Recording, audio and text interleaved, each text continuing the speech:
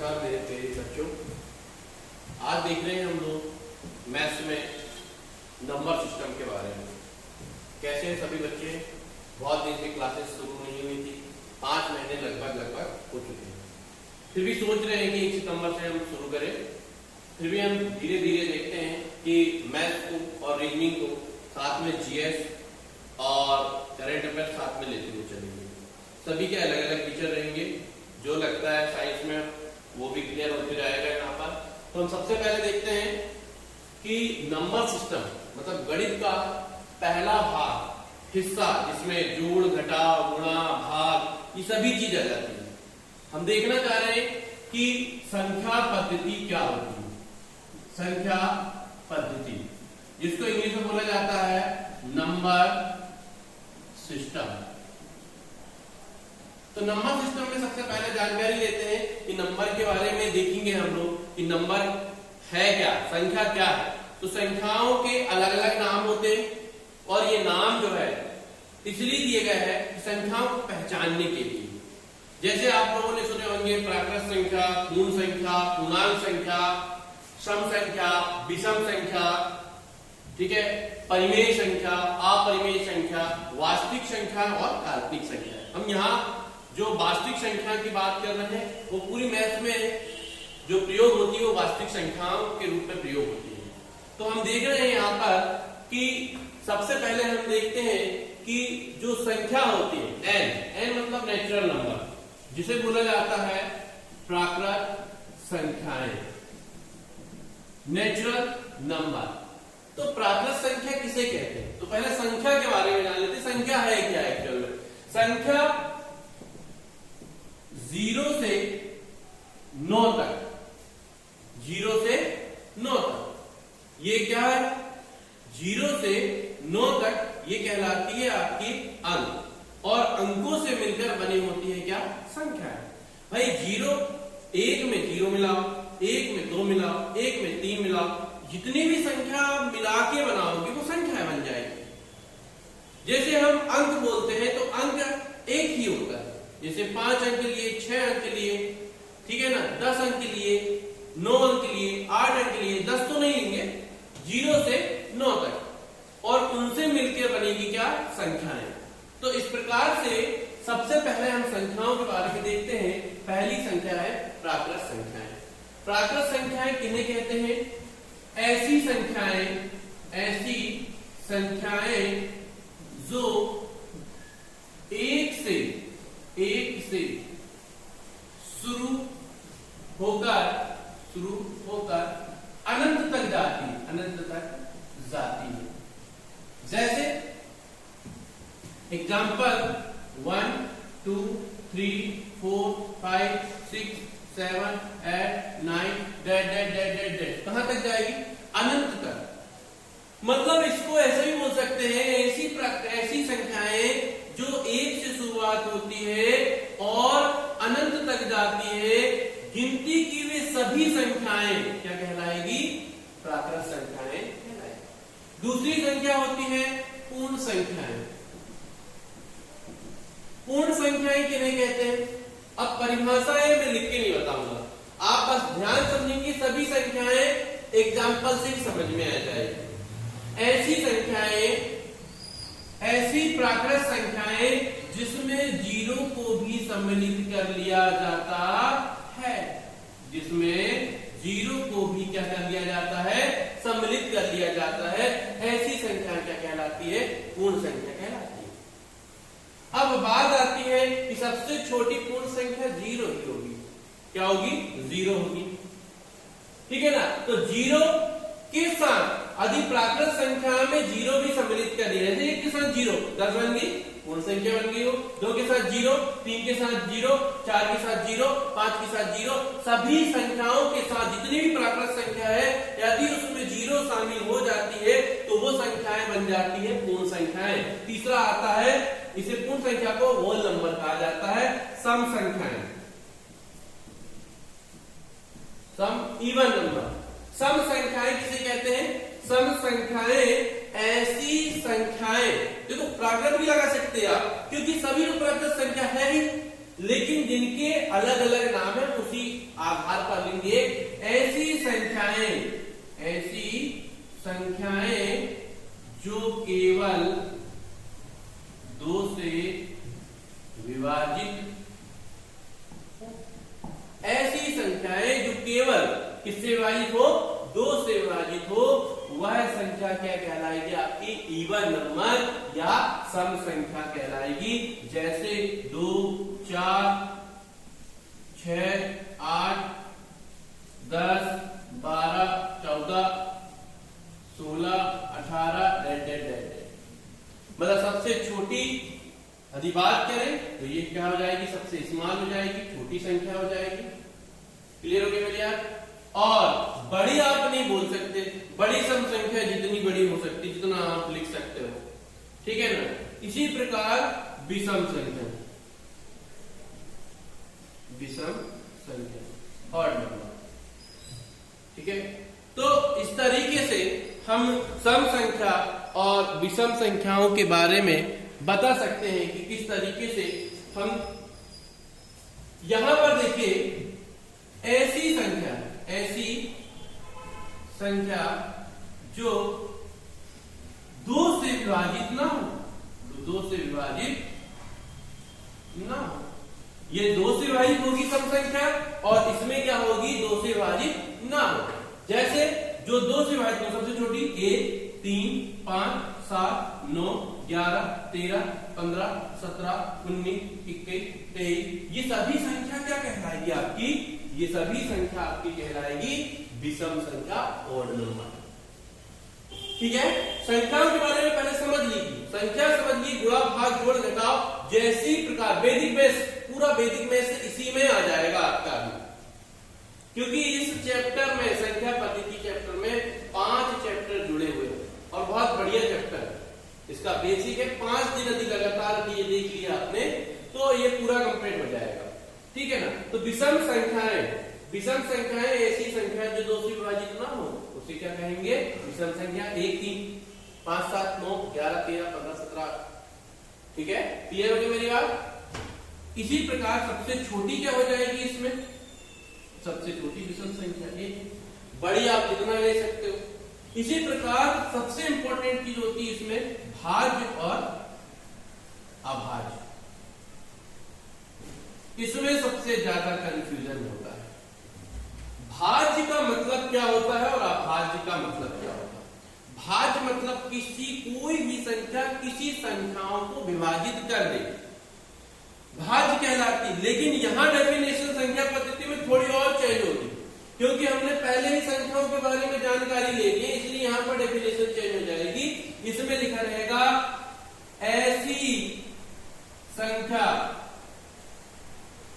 जो एक व स्वयं को छोड़कर किसी अन्य संख्या से विभाजित हो जाए, मतलब जो संख्या एक को छोड़ देना, एक क्योंकि क्या मिल गई हमारे पास, एक विषम संख्या मिल गई है। एक को छोड़ दो, एक ऐसा है कि कहीं भी लौटाओ लुढ़क जाएगा। मान लीजिए 100 एक कम 100 ही होगा, 1000 एक कम 1000 होगा, इसलिए हम एक नहीं लेंगे। एक विषम तो संख्या होगी, अब भाज्य नहीं होगी। बचा संख्या 2 तो क्यों नहीं हो सकता 2 भाई भाज्य संख्या नहीं होगा। क्यों? क्योंकि 2 केवल 2 से ही विभाजित होगी। एक को छोड़ना तो 2 बचा 2 तो 2 से 2 डिवाइड करेंगे तो विभाजित तो होगी। लेकिन क्या लिखा मैंने, स्वयं को छोड़कर, क्या लिखा हूं, स्वयं को छोड़कर जो संख्या विभाजित नहीं हो, स्वयं को छोड़ना है, स्वयं को छोड़कर किसी अन्य संख्या से, जो छूट जाएगा 3 नहीं ले सकते हम, क्योंकि 3 क्या है, 3 की संख्या से होती नहीं है, विभाजित हो सकती है 3 क्या। अब भाई 1.5 का पहाड़ा नहीं पढ़ोगे कि 1.5 एकम 1.5, 1.5 दूनी 3, 1.5 3 4.5, ऐसा नहीं पढ़ोगे। क्लियर हो गया भैया। आप जो है 2 को भी भूल जाओ, 1 को भूल जाओ, बचा क्या 4। क्यों? क्योंकि 4 जो है वो 2 से डिवाइड हो जाएगी, 2 दूनी 4। तो 4 सबसे छोटी भाज्य संख्या है। 4, 6, 8, 9, 10, 12, 14, 16, 18, 20, 15 भी भूल गए हम यहाँ पर। 15, 16, 18, 20, 21, 22, 24, आप जितने जो चले जाए पहाड़ा, जिसका पहाड़ा है, लेकिन स्वयं से नहीं जाना चाहिए। क्लियर हो गया मुझे? इसी प्रकार अभाज्य, अभाज्य संख्या क्या है? बिल्कुल स्वयं परिभाषा पलटा दीजिए, एक को छोड़कर ऐसी संख्या जो केवल स्वयं से विभाजित हो जाए किंतु एक को छोड़कर। एक नहीं होगी अभाज्य संख्या। पहले बता दिया एक क्या है? विषम संख्या है। एक को छोड़ना है, ऐसी संख्या जो केवल स्वयं से विभाजित हो और एक को छोड़ देना है, उसे ही क्या बोलेंगे? अभाज्य संख्या। सबसे छोटी अभाज्य संख्या क्या होगी? तो दो। एक को छोड़ना है तो बची क्या? दो। दो केवल दो से विभाजित होगी, किसी और से विभाजित होगी नहीं। एक से छोड़ना है आपको, तो दो से विभाजित हो रही है। सबसे छोटी अभाज्य संख्या 2, फिर बचेगी 3, फिर बचेगा 5, फिर 7, फिर 11, फिर 13, फिर 17, 15 नहीं होगा, 3 बचे 15, ठीक है ना? 17, फिर हो जाएगा 19, फिर 23, फिर 29, 27 नहीं होगा, 3 लोग के 27 होता है। तो ये हो गई आपकी पहली। अब दूसरी डेफिनेशन ये है कि हम यहाँ पर कंफ्यूजन होते हैं परिमेय और अपरिमेय में। तो देखिए, परिमेय और अपरिमेय की डेफिनेशन देखते हैं। इतना समझ में आ गया कि नहीं?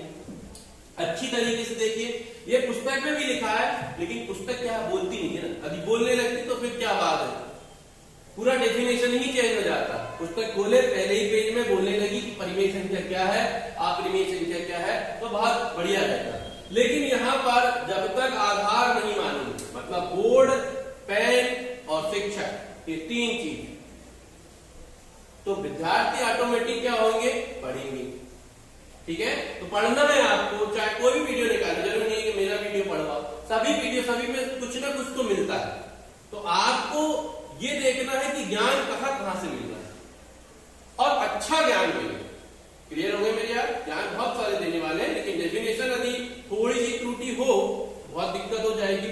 19-20 चलता है, आप करेक्शन कर सकते हैं, कोई 100% सही नहीं होता, कहीं ना कहीं हो जाता है कभी कभी बोलने में, कोई दिक्कत नहीं। तो यहां पर आपको परिमेय संख्या, कौन सी?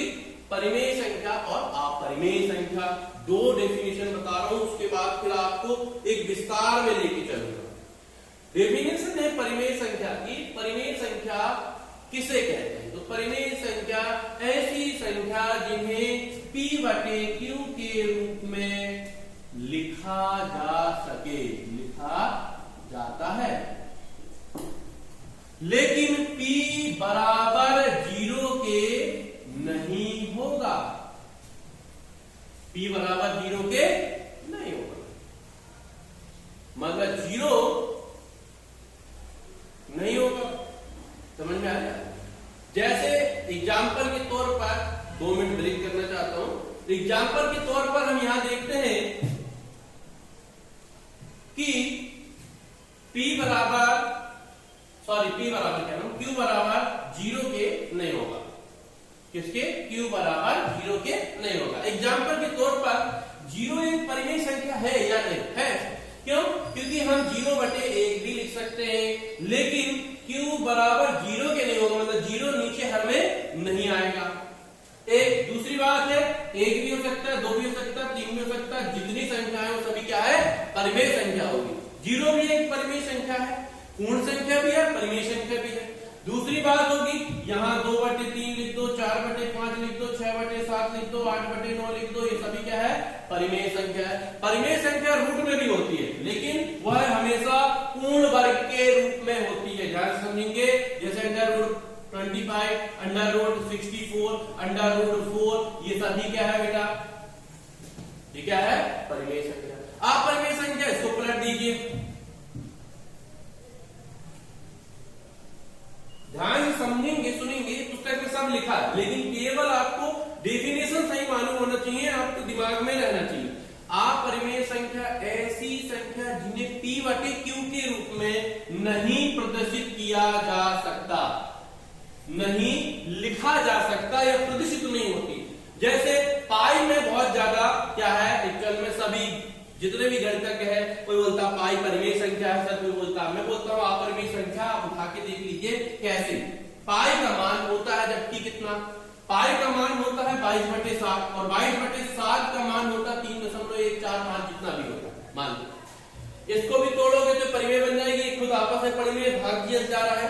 लेकिन ये पाई का कोई व्याख्यान नहीं, केवल सांकेतिक रूप में यदि कोई चीज हो, जितनी भी हो, pi alpha beta gamma lambda, जितनी भी चीज हो वो सभी अपरिमेय संख्या में होगी बेटा।